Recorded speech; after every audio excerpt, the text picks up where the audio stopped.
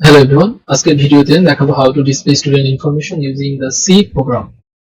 তো এই প্রোগ্রামটার আগে আমাদের জানতে হবে যে অ্যালগরিদমটা কি। তো অ্যালগরিদম কাকে বলে? Step by step procedure for solving a problem is called algorithm. স্টুডেন্টের ইনফরমেশন শুধু প্রিন্ট করে দেখাবে, সেটার জন্য দেখেন অ্যালগরিদমটা হচ্ছে স্টার্ট, এরপরে হচ্ছে প্রিন্ট করি, print the heading student information, print the students name, student name হিসেবে মাতুল হাসান মতন দিয়েছি, print the student's age 28 years, print the student's roll number 32, print the student's marks 85 and end. এটা হচ্ছে একটা অ্যালগরিদম। আর এই অ্যালগরিদমটার গ্রাফিক্যাল রিপ্রেজেন্টেশনটাকে আমরা বলবো ফ্লোচার্ট। এই ফ্লোচার্টটা কি দেখেন, স্টার্ট, এটা ওভাল দিয়ে আমরা রিপ্রেজেন্ট করছি স্টার্ট এবং এন্ড। এরপরে রেক্টেঙ্গেল দিয়ে আমরা হচ্ছে কোনো স্টেটমেন্টটাকে এক্সিকিউট করি। আর সামান্তরিক যেটা আছে, এই সামান্তরিক দিয়ে আমরা ইনপুট এবং আউটপুট বুঝি। এই যে আউটপুট দেখাচ্ছি তাহলে এটা হচ্ছে সামান্তরিক। Print student information, print name Matul Hasan মতে, print age, print roll, print marks, শেষ। এটার জন্য সি প্রোগ্রাম দেখেন। তো এখানে যে পার্টটা আছে, এখানে how to display student information using C, এই যে comment, multiple comment, single line comment, multiple line comment, multiple line comment, এই মাল্টিপল লাইন কমেন্টের ভিতরে আমি ডকুমেন্টেশন সেকশনটা লিখছি। এরপর এটা আমি লিঙ্ক সেকশন বা রিপ্রসেসর সেকশন, মেইন ফাংশন আছে। এই মেইন ফাংশনের ভিতরে হচ্ছে পেজ স্টুডেন্ট ইনফরমেশন, তারপরে পেজ নেম হচ্ছে মাহফুজ হাসান মতে, এজ হচ্ছে 28 years old, page roll number, page হচ্ছে মার্কস, রিটার্ন 0। তাহলে এটা হলো একটা সোর্স প্রোগ্রাম।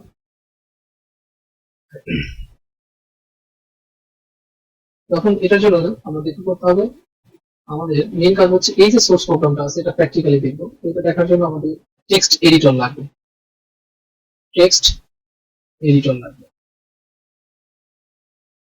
আমরা নোটপ্যাডকে বা নোটপ্যাড প্লাস প্লাস কে notepad plus plus text editor হিসেবে ইউজ করব। এই যে নোটপ্যাড প্লাস প্লাসে যে কোডটা লিখবো, এরপর কম্পাইলার লাগবে আমাদের।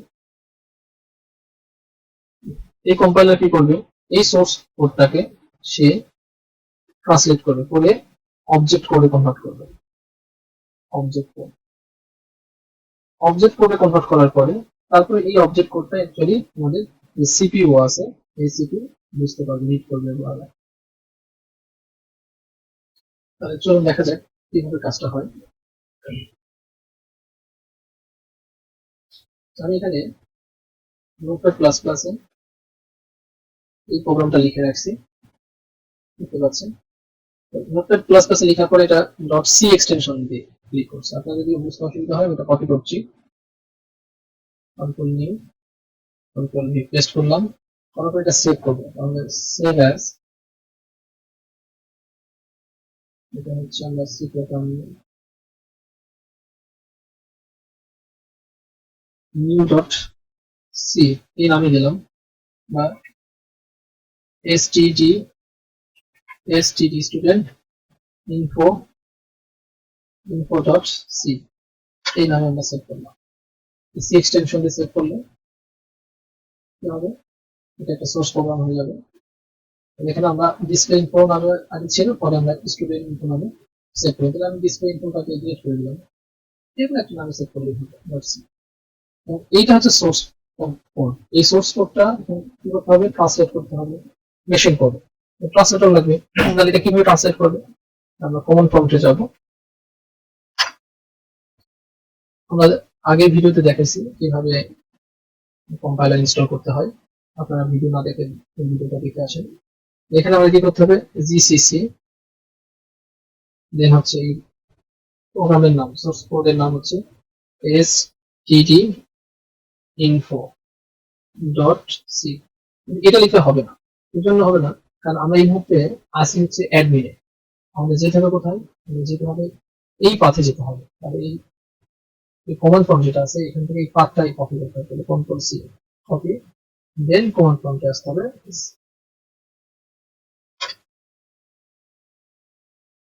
জুম করছি, সিডি কন্ট্রোল ভি পেস্ট করব। এই যে এখন আমরা সি প্রোগ্রাম এই পাথের মধ্যে আছি। এখন আমরা কি করব, কম্পাইলারকে কল দেব GCC std info dot C hyphen O. এখন এই যে অবজেক্ট যে কোডটা তৈরি হবে এটাকে exe ফাইল বলা হয়। এটা যে কোনো নামে আমরা কি করতে পারি, ক্রিয়েট করতে পারি। আমার নাম মাফি ডট exe, এন্টার দিব। দেখেন সঙ্গে সঙ্গে আমাদের দেখেন এই যে সোর্স প্রোগ্রাম এটা কম্পাইলার ট্রান্সলেট করে অবজেক্ট exe ফাইল একটা তৈরি করে দিয়েছে। এই exe ফাইল আসলে আমাদের সিকিউর কি করতে হবে, কমপ্লিট করতে হবে। এটা কমপ্লিট করার নিয়ম হচ্ছে মাফি ডট exe। এখন এখানে দেখেন স্টুডেন্ট ইনফরমেশন, তারপর নেম, এজ, এগুলো এক প্যারাগ্রাফের মধ্যে দেখাচ্ছে। তো আমরা চাচ্ছি রো বাই রো দেখাবে, যেভাবে আমাদের প্রবলেম স্টেটমেন্টে বলা আছে এরকম ভাবে দেখাবে। যেমন আমাদের এখানে এরকম ভাবে প্রিন্ট একদম রো বাই রো দেখে। এটার জন্য আমাদের কোডে একটু চেঞ্জ আনতে হবে। এই চেঞ্জটা আমরা এটা নোটপ্যাডে ওপেন করি, প্লাস প্লাস, এখানে নিউ লাইন দিতে হবে আমাদের। নিউ লাইন ব্যাকস্ল্যাশ এন হচ্ছে নিউ লাইন হিসেবে কাজ করে। ব্যাকস্ল্যাশ এন ব্যাকস্ল্যাশ এন, তারপর এটাকে আমরা সেভ করবো, কন্ট্রোল এস, সেভ করার পরে এটা আমরা কেটে দিই। এরপরে আবার কমান্ড প্রম্পটে গেলাম, তারপর আবার যদি মাফি ডট exe কল করি আগের মতোই দেখাচ্ছে। কারণ কি, কারণ মাফি ডট exe আগের যে সোর্স কোড ছিল সেই সোর্স কোডের exe ফাইল।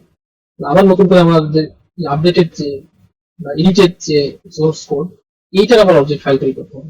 এটা অবজেক্ট ফাইল আবার মাফি ডট exe নামে তৈরি করতে পারি অথবা অন্য নামে তৈরি করতে পারি, যেমন আনিকা ডট exe নামে তৈরি করলাম। এরপরে আনিকা ডট exe কল করলে দেখা যাচ্ছে student information, MD Mafi Hossain Matin, age 28 years, roll number 32, marks. আবার যদি আমি হচ্ছে মাফি ডট exe কল করি তাহলে আগের মতো দেখাচ্ছে। কিন্তু আমরা চাইলে এই মাফি ডট exe টাকেও কি করতে পারি, আবার নতুন করে মাফি ডট exe এই নামে এক্সিকিউটেবল ফাইল ক্রিয়েট করতে পারি। এখন মাফি ডট exe যদি আমি কল করি তাহলে কি হবে, আমাদের এরকম লো বাই রো সুন্দর একটা ফর্মে দেখে। তো এই ছিল অ্যাকচুয়ালি আমাদের সি প্রোগ্রাম, যে কিভাবে আমাদের এডিটরে কোড এডিট করে বা কোড লিখে তারপরে সেটা ট্রান্সলেট করে exe ফাইলে কনভার্ট করে সেই exe ফাইল কমান্ড প্রম্পট থেকে রান করতে হবে, এটা দেখালাম। So thank you for watching.